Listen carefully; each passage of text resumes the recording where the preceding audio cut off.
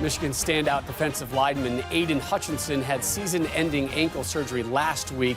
A slight delay in his journey of following in his father's footsteps, a father who was an All-American at Michigan and is now on the front lines of the COVID pandemic. Great defensive work by Chris Hutchinson, number 97. That's Aiden Hutchinson's turn. Aiden Hutchinson, 97. Well, 97 has followed us for years. It's like our family crest. I still call it my jersey. I tell him it's my jersey until you break some of my records. That's the plan. I plan on breaking his records and you know, bragging to him that I'm the better 97. Yeah, I played 5 years at Michigan. We had a really good team. My class never lost to Ohio State. I was raised Michigan football, and when I was growing up, I watched all of his games, really. It was just really cool to have that bonding experience with him, and I kind of made it a goal of mine just to follow his footsteps. It's amazing to have this legacy go on, to have him embrace my own school, my number, I mean, the same position. I mean, when he ran out on the field with that number, it was so emotional, you know, seeing him and then remembering Chris in that number as well. Definitely an interesting dynamic to have a dad that played football. He's been in your shoes, but he's also serving on the front lines of this current pandemic. Several states are contending with rising coronavirus numbers. Healthcare facilities are overwhelmed. I'm an emergency physician at Beaumont Hospital in Royal Oak. It's one of the largest ERs in the country, certainly the largest in the state.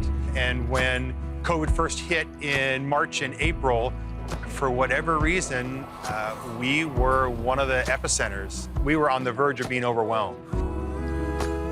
Almost every day, if not every 2 days, we would have to have a Zoom meeting with all the physicians because something would change. It was very stressful, in addition to the fact that we're caring for all these people that basically we couldn't do much for at the time.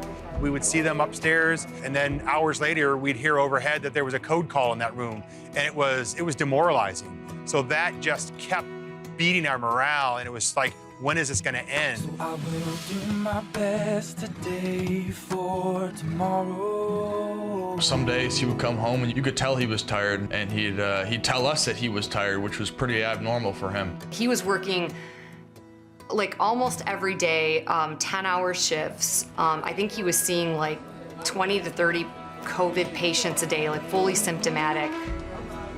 Hope that this second wave that we're going through now, I hope that doesn't reach those levels. But you know, you look at the numbers and they're trending in the wrong direction. From a health system standpoint, we've been through this once. So we're going to be able to adapt much quicker to what the virus throws at us. And we can see the vaccine right around the corner, but this is going to be a continued battle for months and months to come. I was really just blessed to have the opportunity to have a dad that works so hard and that's able to persevere through those things, because not many people could have done that. And him coming home and just trying to be a dad again was really the coolest thing.